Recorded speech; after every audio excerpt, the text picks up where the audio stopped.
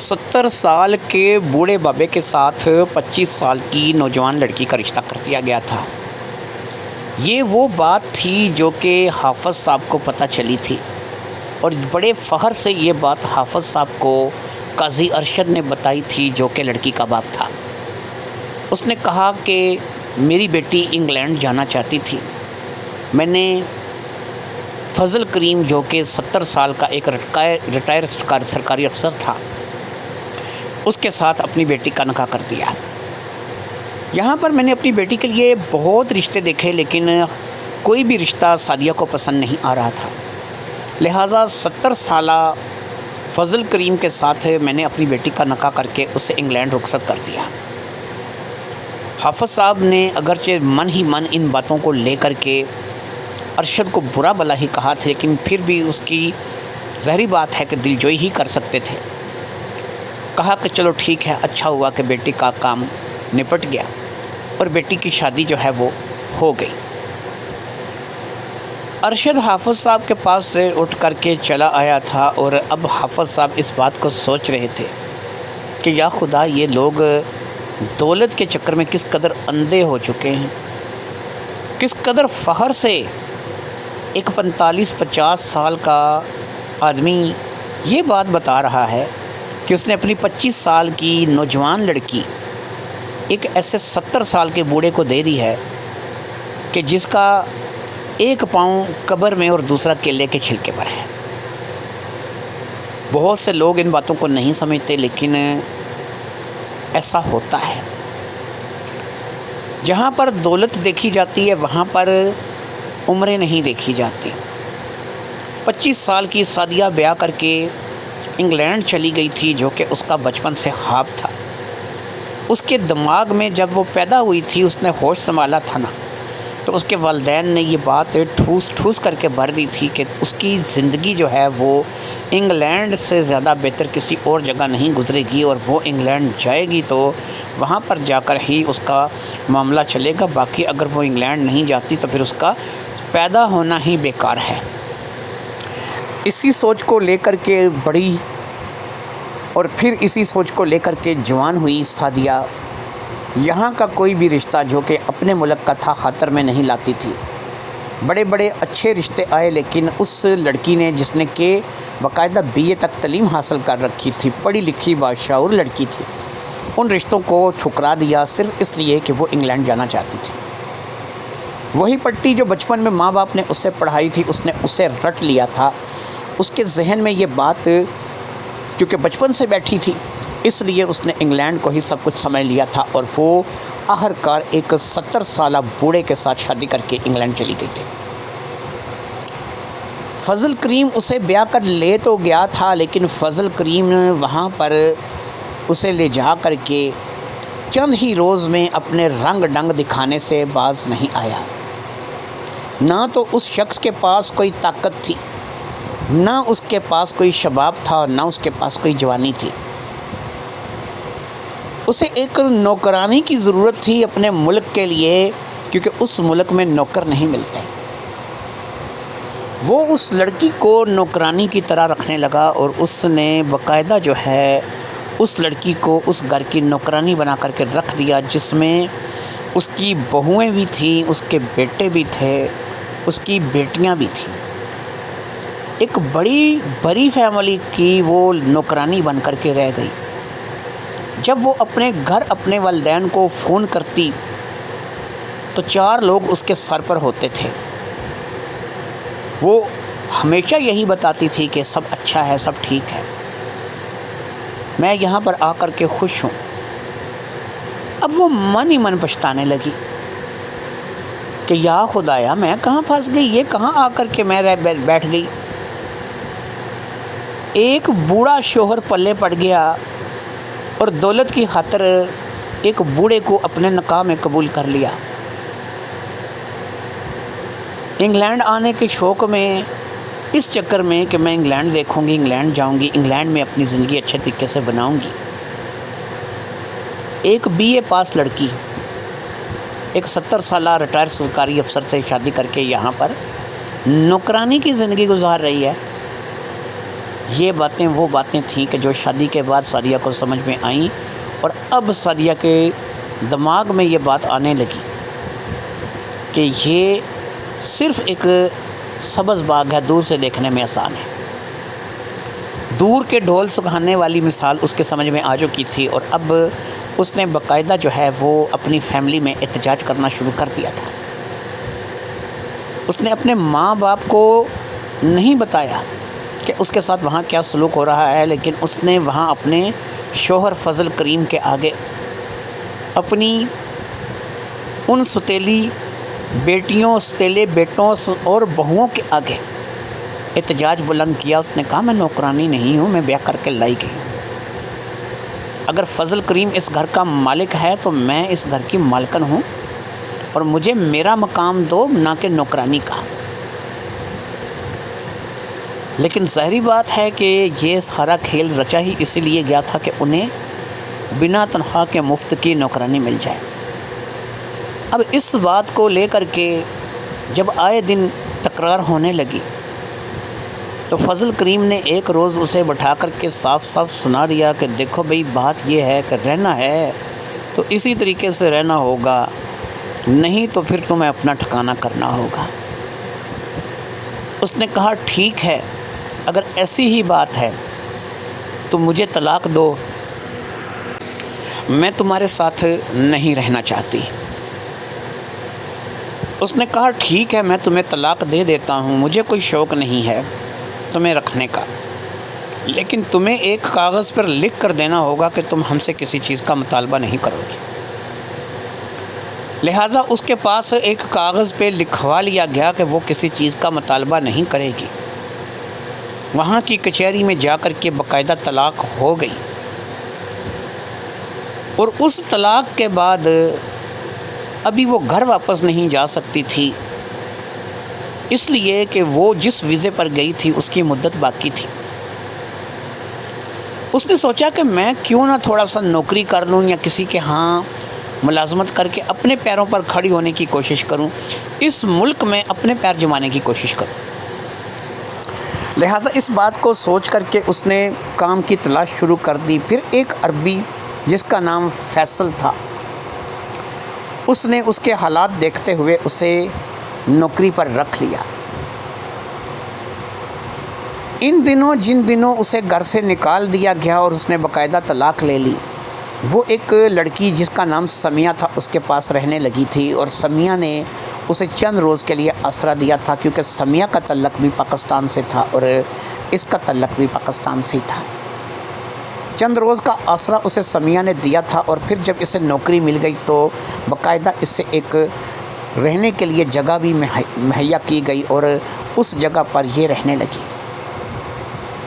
یہاں پر اس نے فیصل کو، جو کہ ایک عربی تھا، اس سے بتایا کہ کس طریقے سے اس کی ایک شادی 70 سال کے بوڑھے سے ہوئی، اور یہ کس طریقے سے یہاں انگلینڈ آئی، اور کس طریقے سے یہ اپنا وقت یہاں پہ گزار رہی ہے، اس کے ساتھ کیا سلوک کیا گیا، لیکن اس نے اپنے ماں باپ کو نہیں بتایا۔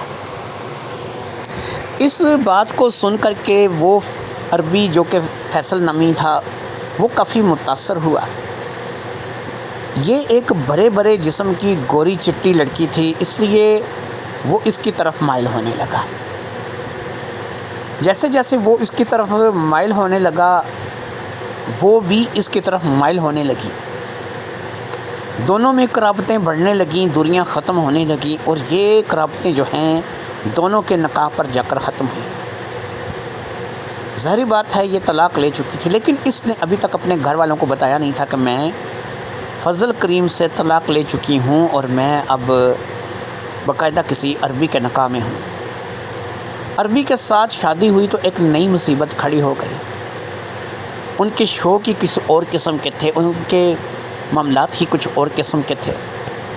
مرتی کیا نہ کرتی، سب کچھ برداشت کرنا پڑا، سہنا پڑا، کیونکہ ظاہری بات ہے کہ اس کے ساتھ بغاوت نہیں کی جا سکتی تھی۔ وہی ایک تھا کہ جس نے نوکری بھی دے رکھی تھی، رہنے کے لیے گھر بھی دے رکھا تھا، اور اب تو اس کے ساتھ شادی بھی ہو گئی تھی۔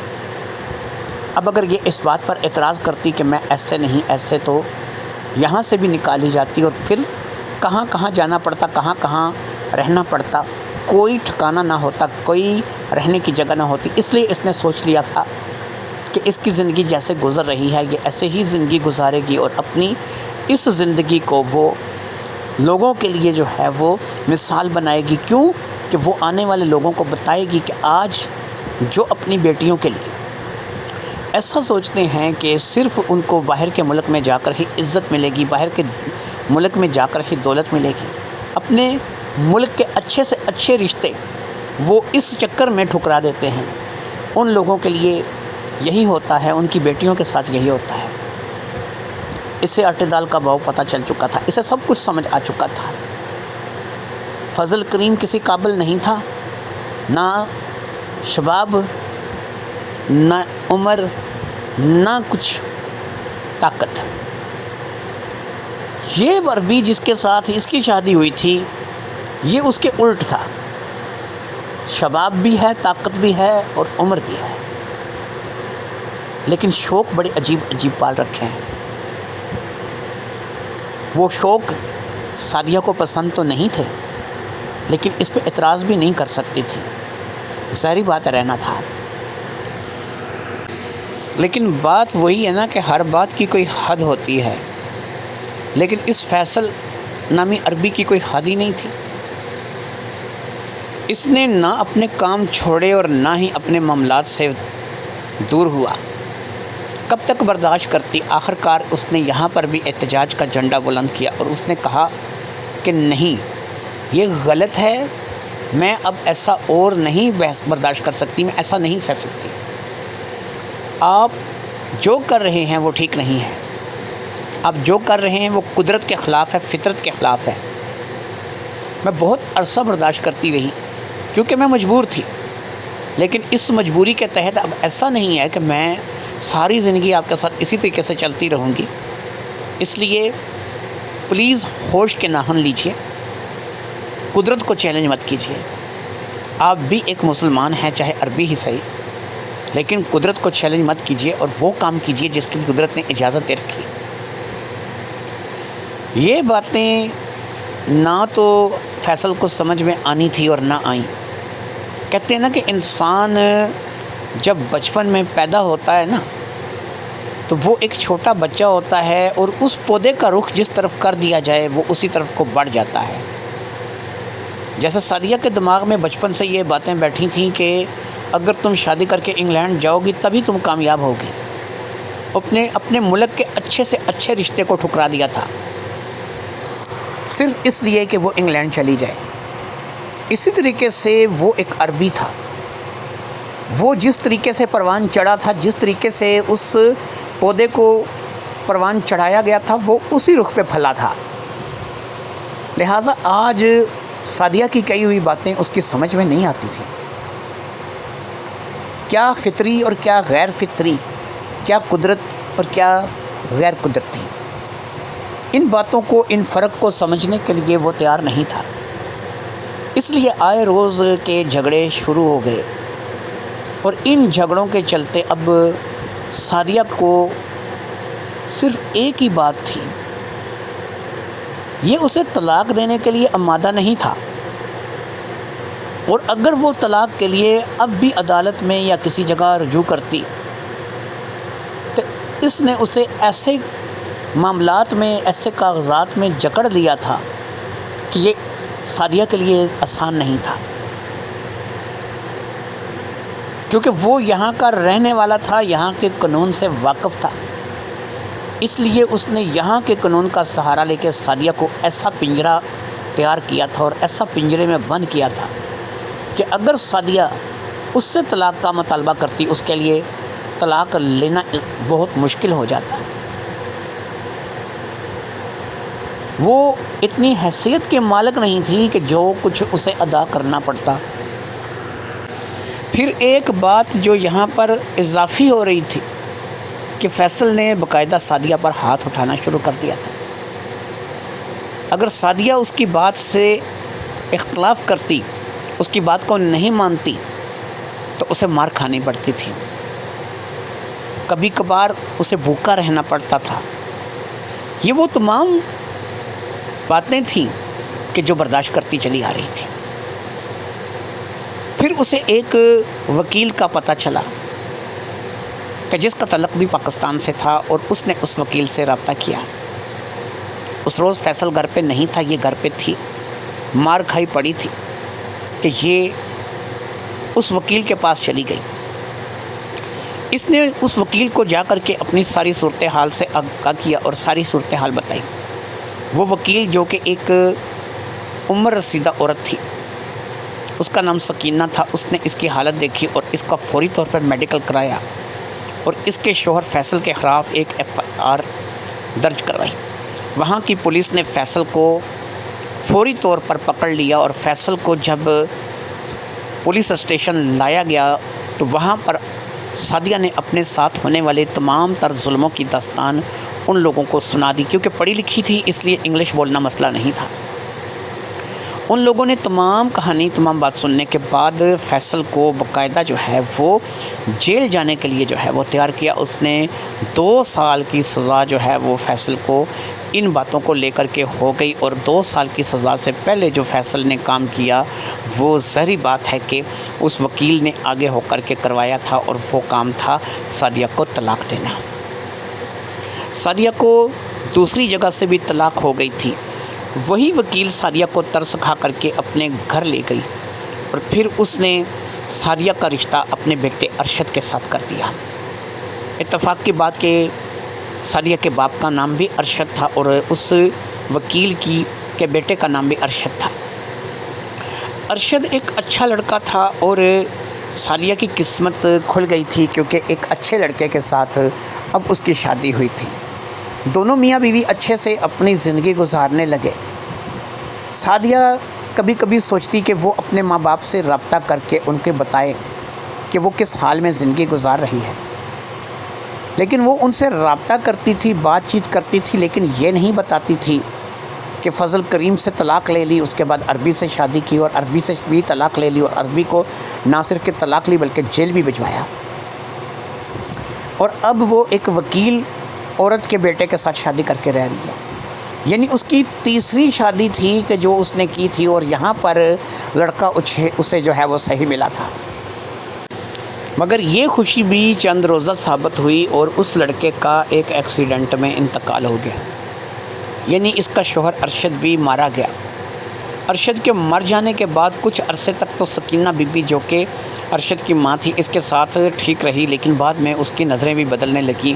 اس نے اپنے بیٹے کی موت کا ذمہ دار اسے قرار دے دیا تھا۔ اسے بیسکلی اس نے منحوس قرار دیا تھا، اور کہا تھا کہ تم ایک منحوس عورت ہو، جہاں پر بھی جاتی ہو اپنے ساتھ مصیبتیں لے کر کے جاتی ہو، اس لیے بہتر یہی ہے کہ تم اپنے رہنے کا کوئی انتظام کرو، اور آج سے میرا تمہارا کوئی تعلق نہیں۔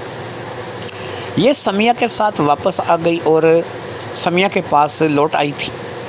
سمیہ کو جب اس کے سارے صورتحال کا پتہ چلا تو سمیہ اسے اپنے ساتھ رکھنے لگی، اور سمیہ نے اسے کہا کہ تم کوئی چھوٹی موٹی نوکری کر کے گزارا کرو، اور اس کے بعد جب تمہارے ویزے کی مدت پوری ہو جائے تو اپنے گھر واپس لوٹ جاؤ، اور بہتر یہی ہے کہ اپنے ملک میں کوئی اپنے لیے ایسا لڑکا دیکھو کہ جو تمہارے ساتھ زندگی گزار سکے۔ سعدیہ نے شادی سے توبہ کر لی تھی۔ اس نے کہا نہیں، میں شادی نہیں کروں گی۔ میں نے 3 جگہ شادی کی، اور 3 جگہ شادی کرنے کے بعد رزلٹ دیکھ لو۔ پہلا شخص ناکارہ، بوڑھا، کسی قابل نہیں، اور 70 سال کی عمر میں صرف اس لالچ میں کہ میں یہاں پر انگلینڈ آ جاؤں گی، ایک دولت مند شخص کے ساتھ بیائی جاؤں گی۔ پھر اس کے بعد میری اگلی شادی ہوئی ایک عربی کے ساتھ، جو کہ میرے ساتھ ظلم کرتا رہا، زیادتی کرتا رہا، اور میں سہنے پر مجبور تھی۔ پھر آخر کار وہ شادی بھی ختم ہوئی، اور پھر تیسرا اگر اچھا ملا تو وہ بیچارہ بھی دنیا میں نہیں رہا۔ اب میں نے یہی سوچ لیا ہے کہ میں اپنی زندگی کو ایسے ہی گزار دوں گی اور شادی نہیں کروں گی۔ سمیہ نے کہا کہ تم بات اپنی جگہ ٹھیک کر رہی ہو، لیکن ابھی تمہاری عمر ہی کیا ہے؟ تم 27 سال کی ہو چکی ہو اس وقت، اور 27 سال کی کوئی عمر نہیں ہوتی۔ ایسے میں 3 شوہر ہماری زندگی میں آئے اور تینوں کے تینوں جو ہے وہ نہیں رہے تو کیا ہو سکتا ہے؟ سمیہ کے بار بار سمجھانے پر بھی اب سعدیہ مزید شادی کرنے کے لیے تیار نہیں تھی۔ خیر، ایک ہوٹل میں ویٹرس کی نوکری مل گئی اور دونوں وہیں پر کام کرنے لگیں۔ سعدیہ کو یہ پتہ تھا کہ اس کا باپ دل کا مریض ہے اور اس کی والدہ کی طبیعت بھی ٹھیک نہیں رہتی، اس لیے اس نے جب بھی کبھی ان سے رابطہ کیا، کال کی، ویڈیو کال کی، اس نے کبھی اپنے حالات کا ان سے کوئی ذکر نہیں کیا، حتیٰ کہ وہ یہ تک چھپاتی تھی کہ اس کی شادی اور ہو چکی ہے یا اس کی ساتھ کیا ہو چکا ہے، وہ کہاں پہنچ چکی ہے، ان تمام باتوں کو چھپاتی تھی۔ لیکن جب بھی قاضی ارشد کی طرف سے فون آتا تھا یا اس کی ماں صفیہ بیگم کی طرف سے فون آتا تھا تو وہ ظاہری بات ہے کہ اس بات کی خواہش ظاہر کرتے تھے کہ فضل کریم سے بات کروائی جائے یا اس کے فیملی ممبروں سے بات کروائی جائے، لیکن یہ کوئی نہ کوئی بہانہ بنا کر کے اس بات کو ٹالتی تھی۔ پھر ایک روز سمیہ نے اسے بتایا کہ پاکستان میں جہاں پر تم جس شہر میں رہتی ہو اس شہر میں ایک حافظ صاحب ہیں جو کہ سنا ہے کوئی دعا وغیرہ کرتے ہیں اور ان کی دعا اثر کرتی ہے اور اللہ کے فضل و کرم سے بہت سارے لوگ پریشانیوں سے نکل آتے ہیں، تو حافظ صاحب سے رابطہ کرو اور اپنے بارے میں بیان کرو اور ان کو بتاؤ کہ تمہارے ساتھ کیا ہوا ہے اور تم کہاں پر پہنچ چکی ہو۔ لہٰذا سمیہ کے کہنے پر سعدیہ نے اس بات کا وعدہ کر لیا کہ وہ بہت جلد حافظ صاحب سے اس بارے میں بات کرے گی اور حافظ صاحب جو ہے وہ اس کے لیے اگر دعا کریں گے تو ہو سکتا ہے کہ واقعی اس کی پریشانی حل ہو جائے اور وہ ان مصیبتوں سے نکل آئے۔ پھر کسی نہ کسی طور پر چند ہی روز میں حافظ صاحب کا نمبر مل گیا اور پھر حافظ صاحب سے باقاعدہ فون پر سعدیہ نے بات کی۔ سعدیہ نے حافظ صاحب کو فون پر جب بات کی تو اس نے اپنے باپ کا رشتہ شادی کرنا، پھر یہاں پر آنا، فضل کریم سے طلاق لینا، عربی سے شادی کرنا، عربی سے طلاق لینا، پھر ارشد کے ساتھ شادی ہونا، ارشد کا مر جانا، یہ سب کچھ بتا دیا۔ وہ فون پر رو رہی تھی اور بتا رہی تھی کہ اس کے ساتھ کیا کیا ظلم ہوئے ہیں، کیا کچھ نہیں اسے سہنا پڑا، کیا کچھ نہیں اسے کرنا پڑا۔ اب وہ ایک ویٹرس کی حیثیت سے کام کر رہی ہے، اس نے اپنے گھر والوں کو آج تک اس بارے میں نہیں بتایا۔ حافظ صاحب نے اسے مشورہ دیا کہ تم سب سے پہلے اپنے گھر والوں سے اس سلسلے میں بات کرو اور اپنے گھر والوں کو یہ سب کچھ بتا دو۔ جب تم اپنے گھر والوں کو بتاؤ گی، ایک تو تمہارے من سے بوجھ ہلکا ہو جائے گا، دوسرا انہیں بھی تو پتہ چلنا چاہیے کہ جس لڑکے کے ساتھ جو 70 سال کا لڑکا تھا تمہیں بیاہ کر کے دیا گیا تھا اس کے ساتھ کیا معاملہ پیش ہوا۔ تمہیں بتانا چاہیے، یہ نہ ہو کہ تم نہ بتاؤ تو کچھ دیر ہو جائے، اس لیے تم کوشش کرو کہ بتاؤ۔ سعدیہ کو یہ بات سمجھ آنے لگی تھی کہ شاید حافظ صاحب کی بات سچی ہے کہ اسے بتانا پڑے گا اور اسے جو ہے وہ کہنا پڑے گا۔ اس لیے اب سعدیہ نے سوچ لیا تھا کہ وہ اب جب بھی کبھی رابطہ ہوگا تو وہ اپنے والد سے، اپنی والدہ سے اور پھر اس کی جو چھوٹی بہن ابھی وہاں پر پاکستان میں موجود ہے اس سے بتائے گی کہ بیٹا اپنے ذہن سے یہ خیال نکال دو کہ تم نے انگلینڈ شادی کر کے آنا ہے۔ جو چیز تمہارے ماں باپ نے، میرے ماں باپ نے بچپن سے تمہارے دماغ میں ٹھوس دی ہے کہ تمہیں انگلینڈ ہی میں جا کر کے سب کچھ ملے گا، یہ بات غلط ہے۔ میں یہاں پر آئی ہوں، میں نے یہاں پر سب کچھ دیکھ لیا ہے، اس لیے تو وہاں پر جو بھی اچھا لڑکا ملتا ہے، جو بھی تیرا رشتہ مانگتا ہے، اچھے لوگ ملتے ہیں، رشتہ کر لے، شادی کر لے، یہی تیرے لیے بہتر ہے اور یہی تیری زندگی ہے۔ اس بات کو سوچ کر کے سعدیہ نے کہ میری چھوٹی بہن نادیہ بیٹھی ہے جس کی میری عمر میں صرف 3 سال کا فرق ہے، ہو سکتا ہے کہ اس کا رشتہ بھی کل کو ایسے ہی میرے ماں باپ کسی انگلینڈ والے کا ڈھونڈے، اسے بھی کسی بوڑھے کے پلے باندھ دے جو یہاں لے تو آئے لیکن یہاں لا کر کے اسے نوکرانی بنا کر کے رکھے۔ پھر پتہ نہیں اس بیچاری کی زندگی میں کیا آئے، لیکن میں نہیں چاہوں گی، یہ سعدیہ نے سوچ لیا کہ میں نہیں چاہوں گی کہ میری بہن کی زندگی بھی ایسی گزرے اور میری بہن کی زندگی میں بھی ایسے اتار چڑھاؤ آئیں۔ حافظ صاحب کا مشورہ اسے صحیح لگا تھا کہ اسے اپنے والدین کو اس بارے میں بتا دینا چاہیے۔ کچھ روز تو گزر گئے اسی طریقے سے مصروفیت میں۔ ہوٹل کی جاب تھی، بہت کم ٹائم ملتا تھا اپنی ذات کے لیے۔ پھر ایک روز اس نے اپنے گھر فون کر ہی دیا۔ وہی حسب روایت ماں باپ نے پوچھا ہمارا داماد فضل کریم کیسا ہے، فضل کریم کے گھر والے کیسے ہیں۔ اور اب جب یہ گھر والوں کی طرف سے سوال ہوا تو سعدیہ پھٹ پڑی۔ سعدیہ نے کہا کون سا فضل کریم، کون سا گھر۔ پھر اس نے ایک ایک بات اپنے والدین کے کانوں میں ڈال دی، ایک ایک بات اس نے اپنے والدین کو بتا دی، ایک ایک بات اس نے بتا دیا کہ فضل کریم کے گھر میں تو وہ نوکرانی تھی، اور پھر اس کے بعد عربی کے پاس جا کر ان کے نکاح ہوا۔ عربی کچھ ضرورت سے زیادہ ہی ہٹا ہوا تھا۔ پھر اس کے بعد ارشد سے نکاح ہوا، وہ بیچارہ مارا گیا۔ وہاں سے نکلی تو اب ہوٹل میں ویٹرس ہے۔ یہ وہ باتیں تھیں کہ جن سے ظاہری بات ہے کہ گھر والے ناواقف تھے۔ کہنے لگے چل بیٹا جو ہو گیا سو ہو گیا، انگلینڈ میں تو ہو، وہیں پہ کوئی دیکھ لو، شادی کرو، دوبارہ اپنا گھر بسا لو۔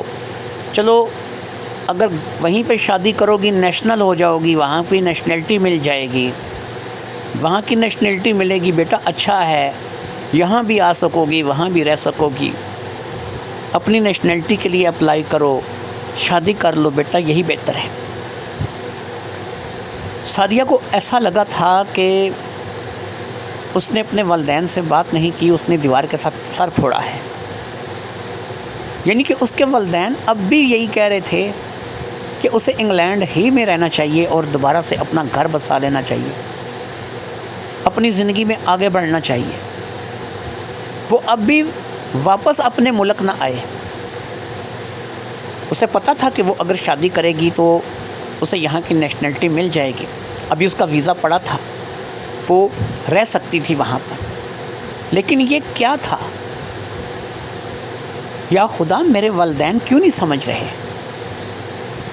انہیں اس بات کا ذرا نہیں لگا کہ مجھے فضل کریم نے گھر سے نکال دیا، طلاق دے دی، میں نے ایک عربی سے شادی کی، میں نے ایک وکیل عورت کے بیٹے سے شادی کی، میں 3 شادیاں کر چکی ہوں، لیکن میرے گھر والوں کے آنکھوں پر اب بھی وہی پٹی بندھی ہوئی ہے، انگلینڈ کی پٹی بندھی ہوئی ہے۔ کیا کروں کیا نہ کروں، سمجھ نہیں آ رہی تھی کہ کہاں جاؤں کیا نہ کروں۔ سمیہ سے بات کہی تو کہنے لگی کہ دیکھو تمہارے ماں باپ ایک ایسے معاشرے میں پلے بڑے ہیں کہ جہاں انگلینڈ کو بہت کچھ سمجھا جاتا ہے، تم پاکستان کے ایک ایسے شہر سے تعلق رکھتی ہو کہ جہاں پر زیادہ تر لوگ اس بات کی خواہش کرتے ہیں کہ ان کے بچے انگلینڈ میں جا کر کے پلے بڑھیں، وہاں پر شادیاں کریں۔ ایسا ہی ہے، تمہارے ماں باپ کی سوچ وہیں سے شروع ہوتی ہے اور وہیں پہ ختم ہوتی ہے۔ اس لیے اگر انہوں نے تمہیں ایسا کچھ کہا ہے تو یہ ان کی سوچ کے عین مطابق ہے۔ سعدیہ کہنے لگی سمیہ مجھے خود بتاؤ، میرے ساتھ جو کچھ ہوا ہے اس کے بعد کیا تمہیں لگتا ہے کہ مجھے شادی کر کے گھر بسانا چاہیے؟ سمیہ کہنے لگی کہ ہاں، تمہیں شادی کر کے گھر بسانا چاہیے، کیونکہ زندگی رک نہیں گئی ہے، زندگی تو چل رہی ہے۔ جو حادثے تمہارے ساتھ ہو چکے ہیں ضروری نہیں کہ آگے بھی ہوں۔ زندگی میں اگر برے دن آتے ہیں تو اچھے بھی آتے ہیں۔ ہو سکتا ہے کہ تمہارا امتحان گزر چکا ہو اور اب تمہاری زندگی اچھے دن کی طرف جا رہی ہو، لہٰذا میں تو تمہیں یہی کہوں گی کہ تم ایک دفعہ پھر شادی کر لو۔ اور پھر یہ ہے کہ تمہیں شادی کرنے میں کتنا فائدہ ہے کہ تمہیں یہاں کی نیشنلٹی مل جائے گی۔ تم اپنے ملک واپس جا کر بھی کیا کرو گی؟ زیادہ سے زیادہ تمہارے گھر والے تمہاری شادی ہی کروائیں گے۔ اب اگر اتنا کچھ جھیل چکی ہو، اتنا کچھ برداشت کر چکی ہو تو پھر یہیں پہ شادی کر لو تو بہتر ہے۔ واپس اپنے ملک جا کر کے شادی کرو گی، بچے پیدا کرو گی، ایک ڈمی بن کر کے رہ جاؤ گی، 4 دیواری کے اندر قید ہو کر کے رہ جاؤ گی۔ یہاں پر شادی کرو گی، یہاں کی نیشنلٹی مل جائے گی، نیشنلٹی مل جائے گی، بہت کچھ سوچنے سمجھنے لگ جاؤ گی، پڑھی لکھی ہو۔ آج یہ ویٹرس کی جاب ہے، کل کوئی اچھی جاب مل سکتی ہے، کوئی پڑھی لکھی جاب مل سکتی ہے۔ لہٰذا کوشش کرو ایک دفعہ پھر سے اپنا گھر بسا لو۔ سمیہ کے کہنے پر ایک دفعہ پھر سعدیہ نے ہمت کی اور اپنے لیے کوئی ایسا لڑکا تلاش کرنے لگی جو کہ اس کے ساتھ شادی کرنے میں انٹرسٹ رکھتا ہو۔ بہت جلد ایک لڑکا مل گیا، لیکن وہ لڑکا تو نہیں تھا، لیکن حیرل آدمی تھا، لیکن اس کی عمر اتنی زیادہ نہیں تھی کہ جتنی فضل کریم کی تھی۔ وہ ایک 40 سال کا آدمی تھا جو کہ اسی ہوٹل میں جاب کرتا تھا جہاں پر سعدیہ اور سمیہ ویٹرس کا کام کرتی تھیں، لہذا نہایت ہی سادگی کے ساتھ یہ نکاح ہو گیا، اور اس کے بعد وہ اسے لے کر کے اپنے ایک چھوٹے سے گھر چلا گیا جو کہ اس نے یہاں پر قسطوں پہ لے رکھا تھا۔ ایک فلیٹ تھا جو کہ اس نے یہاں پر قسطوں پہ لے رکھا تھا۔ دونوں میاں بیوی وہاں پر اپنی زندگی گزارنے لگے۔ شاید اب ایسا لگ رہا تھا کہ سعدیہ کی زندگی میں کچھ سکون آ گیا ہے۔ یہاں پر بھی کچھ چیزیں ایسی تھیں کہ جو اس کی مرضی کے خلاف تھیں، لیکن اب وہ شاید مزید آگے بڑھنے کی ہمت نہیں رکھتی تھی۔ یہاں پر مار پیٹ نہیں تھی، مار پیٹ کی جگہ پیار تھا، لیکن پیار کچھ غیر فطری قسم کا تھا۔ جیسا دیس ویسا بیس والی بات تھی، کیونکہ وہ ایک مسلمان لڑکی تھی، اس لیے وہ سوچتی ضرور تھی کہ میں کچھ غلط کر رہی ہوں، لیکن بہرحال رفتہ رفتہ وہ بھی اسی بہاؤ میں بہتی چلی گئی اور وہی کچھ ہونے لگا جیسا کہ ہوتا چلا جا رہا تھا۔ کچھ عرصہ گزر گیا، زندگی ایک ڈھب پر آ گئی تھی، قدرے بہتر ہو گیا تھا۔ ایک روز ارشد جو کہ قاضی ارشد تھا، جو کہ سعدیہ کا باپ تھا، یہ حافظ صاحب کے پاس آیا اور اس نے حافظ صاحب سے کہا کہ حافظ صاحب آپ سے ایک مشورہ کرنا ہے۔ حافظ صاحب نے کہا ہاں کرو۔ کہنے لگا کہ حافظ صاحب، موزم نام کا ایک لڑکا ہے، انگلینڈ کا ہے، نادیہ کا رشتہ مانگتے ہیں میری چھوٹی بیٹی کا، کیا خیال ہے کہ دے دیا جائے یا نہیں؟ حافظ صاحب نے کہا کہ موزم کا کچھ حدود اربا بتاؤ، یہ کون ہے، کس کا بیٹا ہے، کہاں سے ہے، کیا اس کی کوئی کچھ بتاؤ گے تو پتہ چلے گا نا کہ اپنی بیٹی تم نے دینی ہے۔ کہنے لگا حافظ صاحب، فضل کریم یاد ہوگا آپ کو کہ جس کے ساتھ میں نے سعدیہ بیاہ کے دی تھی۔ اب حافظ صاحب نے کہا ہاں اچھی طرح سے یاد ہے، اسے کیسے بول سکتا ہوں۔ کہنے لگا حافظ صاحب، یہ فضل کریم کی بہن ہے رضیہ، یہ اس کا بڑا بیٹا ہے تو کوئی 40-42 سال کا، لیکن برسر روزگار ہے، انگلینڈ میں سیٹ ہے۔ تو میں کہتا ہوں کہ نادیہ کی شادی اس سے کروا دوں تاکہ نادیہ بھی انگلینڈ چلی جائے، اپنی بہن کے پاس چلی جائے۔ حافظ صاحب نے کہا قاضی ایک بات بول، تمہیں شرم نہیں آتی؟ جن لوگوں نے تمہاری بیٹی کے ساتھ اتنا برا سلوک کیا، اسے وہاں جا کر کے نوکرانی کی طرح رکھا اور پھر اسے طلاق دے کر کے ایک انجانے ملک میں گھر سے نکال دیا، وہ تو وہاں پر اگر سمیہ نہ ہوتی تو پتہ نہیں تمہاری بیٹی سڑکوں پر سونے پہ رہنے پہ مجبور ہوتی۔ تو تمہیں اب بھی یہ خیال نہیں آ رہی کہ تم اسی آدمی کی بہن کے بیٹے سے نادیہ کی شادی کرنے جا رہے ہو، اپنی بیٹی کی شادی کرنے جا رہے ہو؟ یہ بیٹیاں پیدا کی تھیں یا کہیں سے اٹھا کر لائے تھے؟ کہنے لگا حافظ صاحب آپ تو غصہ کر گئے ہیں، ہر انسان ایک جیسا نہیں ہوتا۔ فضل کریم برا نکل آیا تو کیا ہوا، اس کی بہن رضیہ ہو سکتا ہے کہ اچھی عورت ہو، اور پھر اس نے اپنے بڑے بیٹے موزم کے لیے میری بیٹی کا رشتہ مانگا ہے۔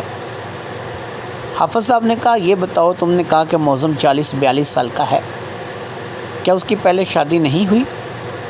ابھی تک اس کی اگر شادی نہیں ہوئی تو کیوں نہیں ہوئی، اس کی وجہ بتاؤ۔ جی حافظ صاحب، اس کی شادی ہوئی تھی لیکن اس نے طلاق دے دی، 2 بچے بھی ہیں اس کے، لیکن وہ لڑکی جو ہے وہ بچے لے کے سائڈ پہ ہو گئی ہے۔ اس کے بعد اس کی شادی نہیں ہوئی، تو اب یہ دوبارہ شادی کرنا چاہتا ہے۔ حافظ صاحب نے کہا دیکھو قاضی ارشد، فیصلہ تم نے اپنا کرنا ہے، لیکن میں تمہیں ایک ہی بات کہوں گا کہ ان لوگوں سے بچ کر کے رہو۔ اپنی ایک بیٹی کی زندگی خراب کی ہے تو دوسری کی مت کرو۔ یہ کہہ کر کے حافظ صاحب نے تو اپنے کسی اور طرف متوجہ ہو گئے، کوئی اور کام شروع کر دیا، اور قاضی صاحب وہاں سے اٹھے اور گھر آ گئے۔ 2-4 دن کی سوچ بچار، اپنی بیگم کے ساتھ مشورہ نہیں مشورہ کیا تو سعدیہ کے ساتھ نہیں کیا، کیونکہ انہیں کچھ لگ رہا تھا کہ شاید سعدیہ بھی وہی جواب دے گی جو کہ حافظ صاحب جواب دیں گے۔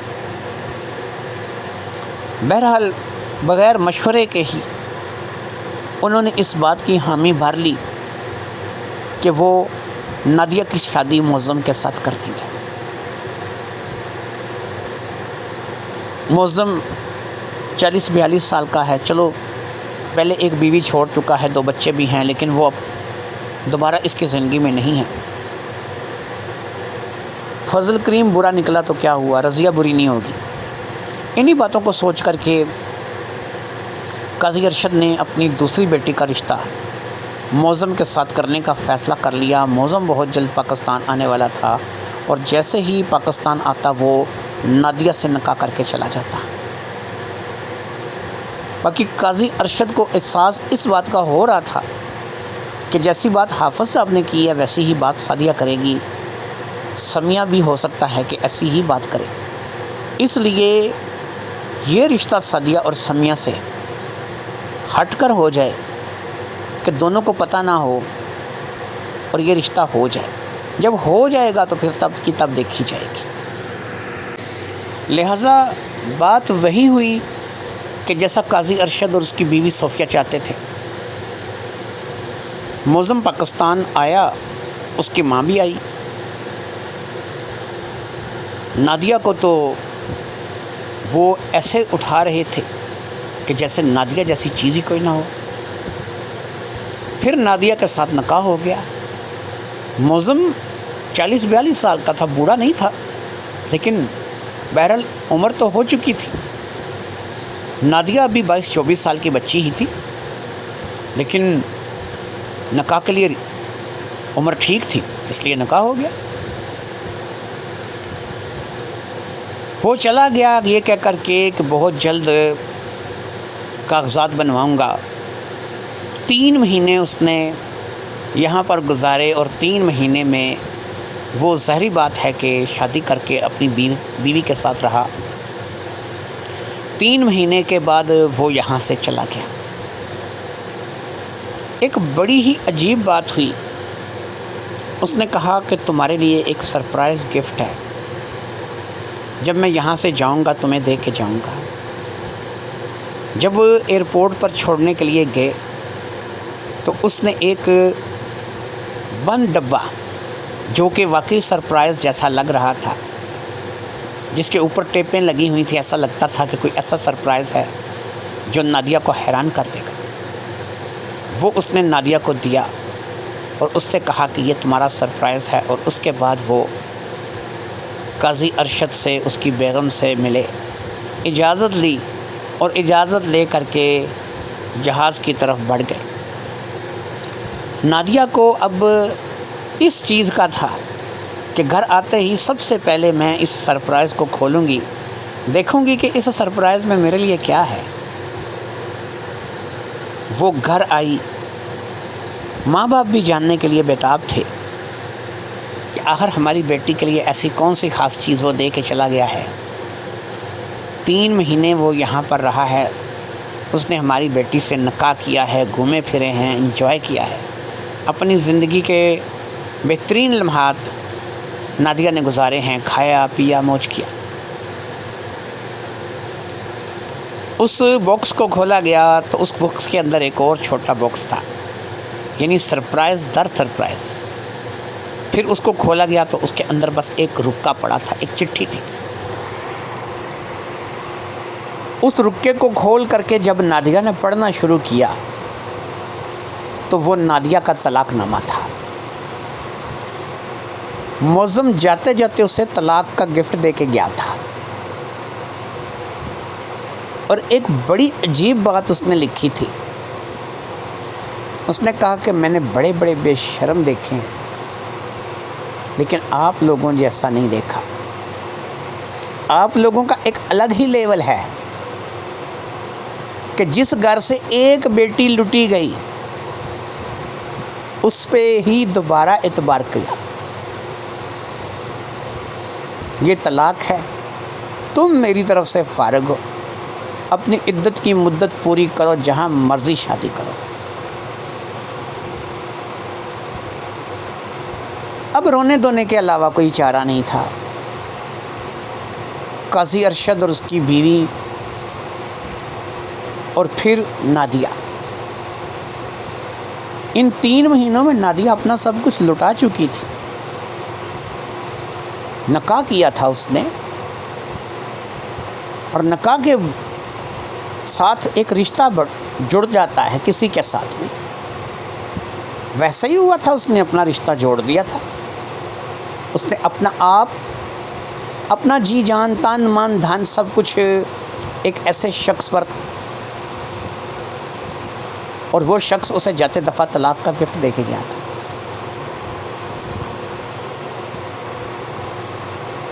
قاضی ارشد کہنے لگا، حافظ صاحب ٹھیک کہتے تھے، ہمارے ہی آنکھوں پر دولت کی پٹی بندھی ہوئی، ہم لوگ ہی اندھے ہو گئے ہیں، ہمیں کچھ دکھائی نہیں دے رہا۔ ہم لوگ واقعی دولت کمانے کے چکر میں اس قدر جو ہے وہ ہم لوگ سوچتے ہیں ہماری بیٹیوں کا مستقبل انگلینڈ، امریکہ، کینیڈا جا کے بنے گا۔ یہاں کے لوگ ہمیں انسان نہیں دکھائی دیتے۔ ہم نے کتنے اچھے سے اچھے رشتے یہ کہہ کر کے ٹھکرا دیے کہ نہیں، ابھی بچیوں کی شادی نہیں کر۔ کوئی انجینئر تھا، کوئی ڈاکٹر تھا، کوئی ٹیچر تھا، کوئی کچھ تھا، کوئی کچھ تھا۔ یہاں کے لوگوں کو ہم انسان ہی نہیں سمجھتے، اور انگلینڈ کا گدھا بھی ہم اسے سلوٹ کرتے ہیں، وہ بھی ہمارے لیے افسر سے کم نہیں۔ انگلینڈ سے چاہے گدھا آ جائے اور اس کے اوپر انگلینڈ کی مہر لگی ہو، ہم یہاں اپنی 14 سال کی بچی اس کے ساتھ بیاہ کر کے بھیج دیں گے۔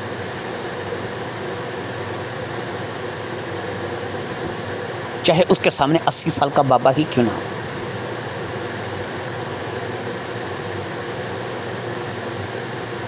ایسا ہوتا ہے۔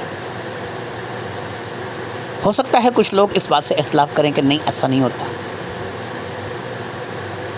ہر انسان کو اختلاف کرنے کا حق ہے، لیکن جس کے ساتھ گزرتی ہے وہ جانتا ہے۔ کسی بھوکے سے کسی نے پوچھا، ایک اور ایک کتنے ہوتے ہیں؟ اس نے کہا 2 روٹیاں۔ تو اس لیے جس کے تن لگتی ہے وہی جانتا ہے۔ ندیہ اجڑ چکی تھی۔ پاکستان میں تو رشتہ داروں میں، برادری میں بات ایسے پھیلتی ہے جیسے کہ ثواب کا کام۔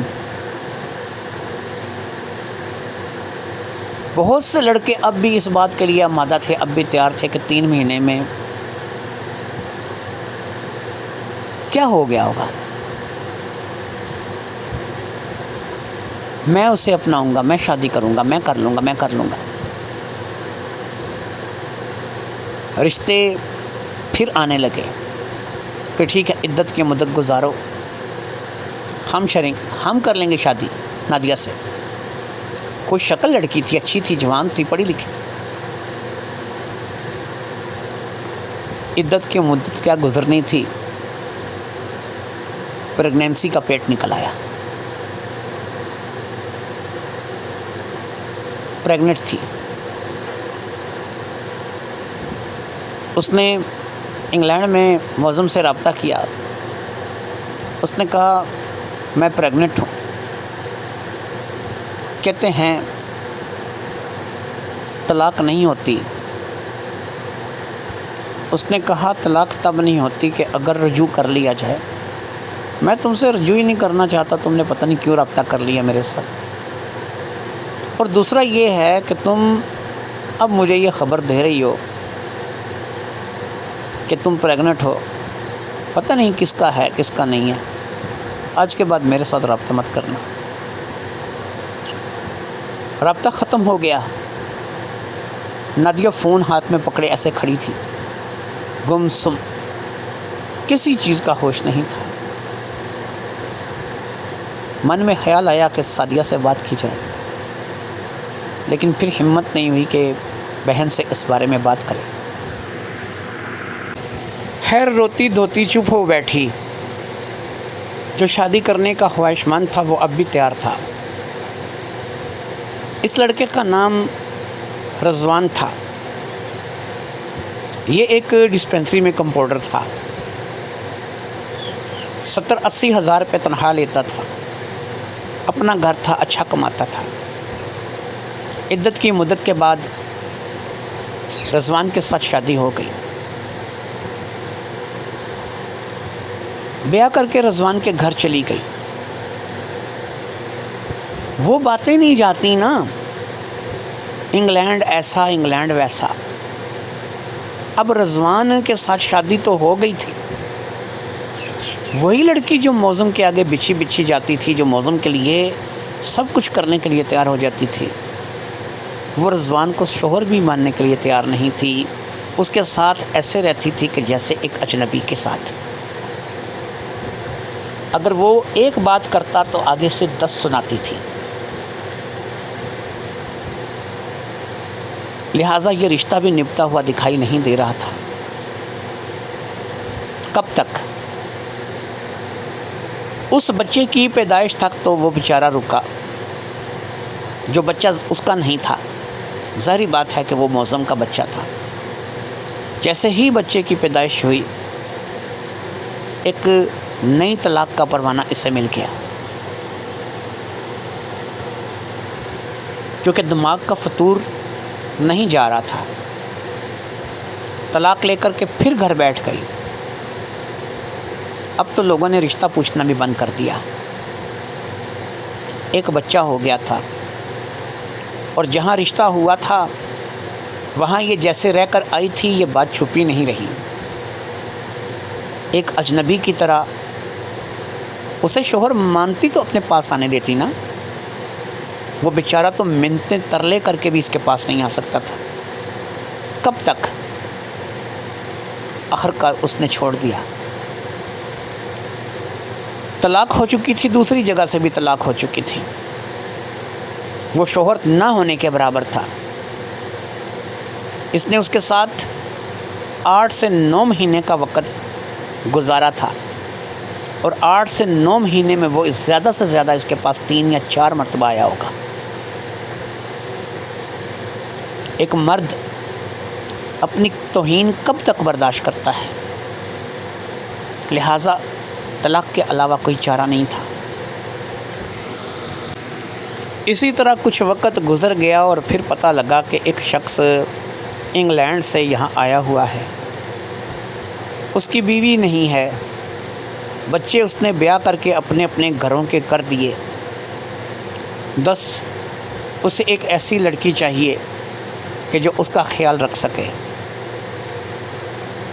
وہ زیادہ عمر کا نہیں ہے, 50-55 سال کا ہی ہے.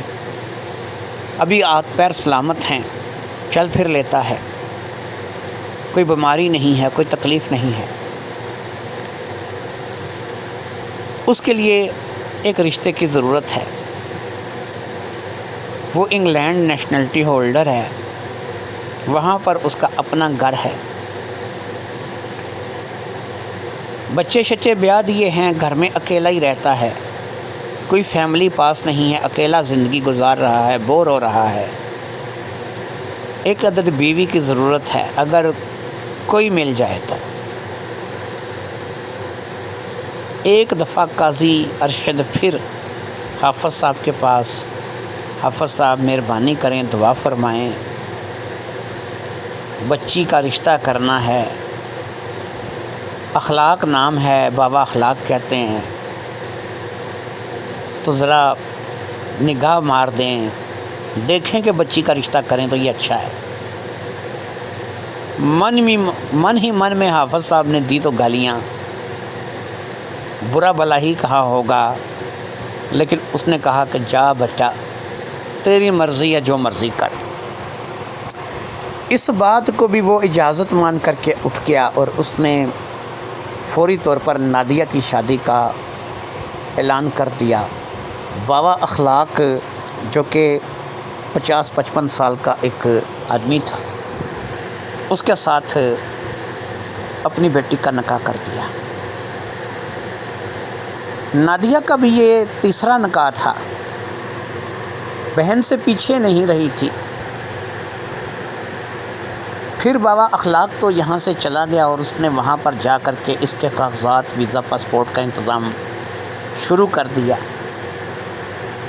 چند ہی دنوں میں، چند ہی مہینوں میں جیسے ہی اس کا ہاتھ پڑا، اس نے نادیہ کو اپنے پاس انگلینڈ بلوا لیا۔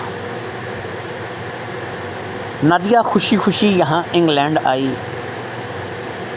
پتہ چلا کہ وہ شخص جو اسے یہاں پر بیاہ کر کے لایا ہے، جو کہ 50-55 سال کا بوڑھا ہے، وہ یہاں پر ایک ایسا کام کرتا ہے کہ جس کا نادیہ کو وہاں پر نہ تو پتہ تھا اور نہ ہی تصور تھا۔ ایک ہوٹل میں نادیہ کو باقاعدہ جو ہے وہ بھیج دیا گیا،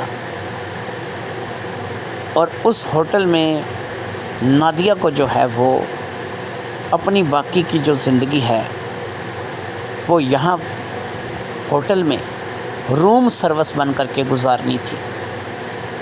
بیاہ کر تو وہ باب اخلاق کے ساتھ آئی تھی، لیکن وہ تو صرف ایک ڈمی تھا جو کو لڑکیوں کو یہاں پر لا کر کے ان ہوٹل والوں کے حوالے کرتا تھا، اور یہاں سے یہ اسے ایسے ایگریمنٹ میں اور ایسے کاغذات میں پھنساتے تھے کہ اس عورت کا وہاں سے نکلنا مشکل ہو جاتا تھا، اور یہی کچھ نادیہ کے ساتھ ہوا تھا۔ وہ غرور، وہ تکبر، وہ سب کچھ خاک میں مل گیا تھا۔ وہ بچہ جو پیدا ہوا تھا اس کو بھی وہ وہیں چھوڑ آئی تھی، یعنی اپنے ماں باپ کے پاس، وہی اس کی پرورش کر رہے تھے۔ یہاں پر وہ روم سروس بن کر کے رہ گئی تھی۔ پھر اس کی ملاقات ایک روز اس کی بہن سے ہو ہی گئی۔ ظاہری بات ہے وہ بھی ہوٹل سے متعلق تھی اور یہ بھی ہوٹل سے متعلق تھی، فرق صرف اتنا تھا کہ وہ ویٹرس تھی اور یہ روم سروس تھی۔ دونوں بہن نے بڑی گرم جوشی سے ملی اور اپنے اپنے احوال بتانے لگی۔ اس نے کہا کیا ہوا؟ اس نے کہا یہ ہوا۔ اس نے کہا کیا کرتی ہے؟ اس نے کہا روم سروس ہوں۔ اس نے کہا تم؟ اس نے کہا ویٹرس ہوں۔ کیا کرتی ہوں؟ اس نے کہا گھر میں بھی روم سروس والا ہی سسٹم ہے، جس کے ساتھ بیائی گئی ہوں وہ بھی ایسا ہی ہے۔ لو جی، دونوں بہنوں کے ساتھ جو بھی ہوا تھا، دونوں انگلینڈ تو پہنچ گئی تھی نا، مل تو بیٹھی تھی۔ زندگی اسی طریقے سے اسی ڈگر پر گزرنے لگی، اور آخر کار ان میں سے ایک روم سروس بن گئی اور دوسری بیچاری جو ہے وہ ایک ویٹرس بن گئی۔ لیکن حد تو اس وقت ہوئی کہ ماں باپ کی دی ہوئی تربیت اب بھی ان کے دماغ سے اتر نہیں رہی تھی۔ وہی بخار انگلینڈ کا ہی تھا۔